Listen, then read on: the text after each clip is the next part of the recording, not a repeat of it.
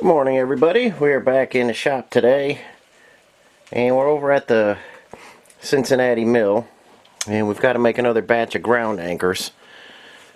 So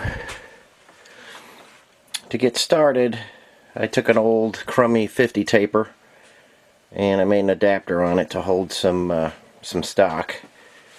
And if I back up, you can see I have a very heavy base. Made this out of some 1-inch plate.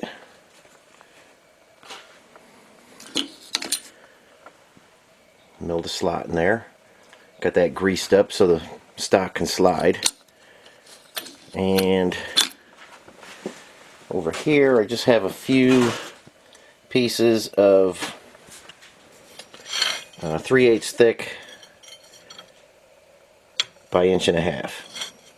So we'll get set up and we'll start twisting those next.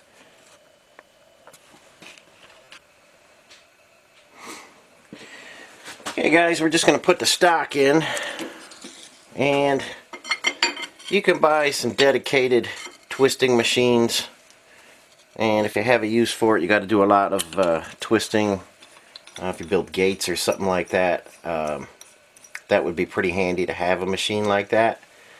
But I don't do a whole lot of that kind of work, so we're just going to do it here on the mill, and it's pretty fast, and I'll show you how it goes. Let's turn it on and get going.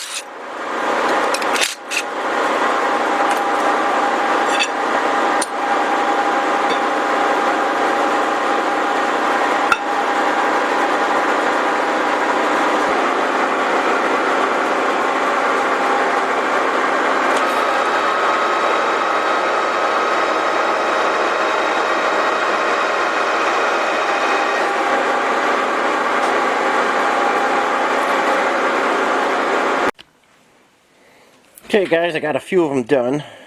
Got a bunch of them here on the bench. And after we twist them, we've got to prep them for a head. And we just cut that end off a little bit. And then we got to get this point on there. And we'll go over there now and put a point on. I'll show you how I do that. It's quick and easy. And we'll get that done. And then we can put the heads on, and I'll show you the plates that actually hold these guys. These are made for horse jumps, so you got a plate on the horse jump and then you drive this into the ground. But they're used for other things. You could use them to hold up big tents, or you could use it for anything you have to anchor to the ground. Just make your plate accordingly. But I'll show you the plates in just a minute once they're all bent. Okay guys, what you're looking at is my 30-inch disc sander, and that has that's a double disc sander, so there's two 30-inch discs on there, one on each side, 2 tables. It's an old Oliver. It works real good. It's got real heavy flywheels on there, so it really doesn't stall out. You can really grind on there pretty good. I've got a 50 grit disc on there, and we're just going to go at it, and we're going to put the point on this thing next.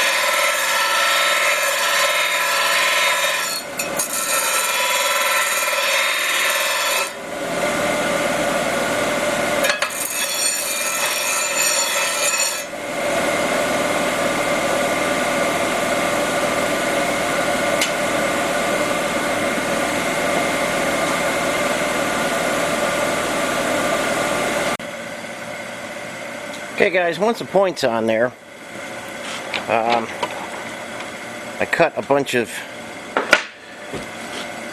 heads earlier. This is 1.5 inch hex stock, and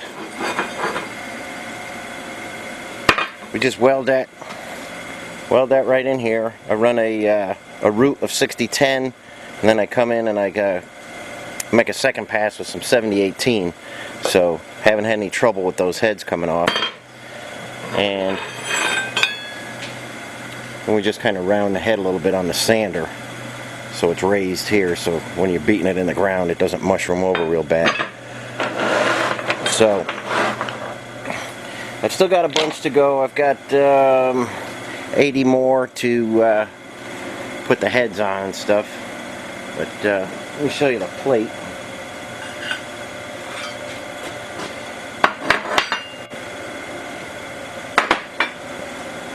Got 2 different size plates there, and it just depends on your application which one you use. Okay, I think I got some better lighting on there. So this guy through these holes would attach to let's just say a horse jump, and then the screw would go down through there, and this would go on a little bit lower one. I think you can see the difference here.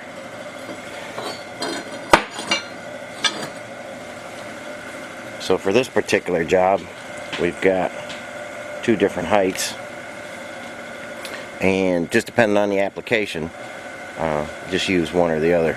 And these are the holes in the slot are plasma cut out, and then I just take them, and I think you can see over there I got my little press brake, got some dies set up in there, just ran them through there with a stop in the back so they all come out the same, and put the 90-degree bend on them, and they come out very nice. So I think if I can get down there,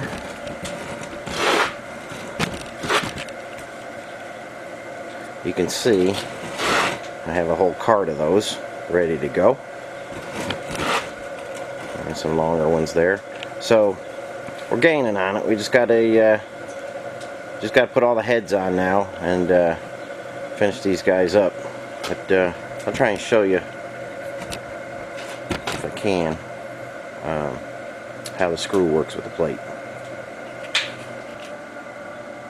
Okay, I've just got a plate held in the vise, and basically that would be attached to your structure, whatever you're doing, horse jump, tent, or whatever, or anything you got to keep fastened to the ground. If you got a little mobile building or something, or lightweight building, you could fasten these to the side. And you take your screw, and I'm just going to let that go, and that'll go right down into the earth. I mean, you'll have to bang it in there with a sledgehammer and stuff, but once they're in there, they are, you'd be surprised, they are very hard. The pull-out strength of these things is amazing. Obviously, if you hit a rock, you got problems, but in a lot of various different types of soil, that will hold like you can't believe. I've put them in and had to dig them out with a shovel before, because they got wedged in the ground so bad. But that's basically the idea behind these ground anchors. And like I say, a point, twist them, put a head on it, and you've got a functional piece right there. So just a quick one for today. Just going to run little quickies here. See if I can get the viewers up a little bit. You know, I've been getting very few views lately. I thought the content on the transmission was going to be a hit, but it wasn't.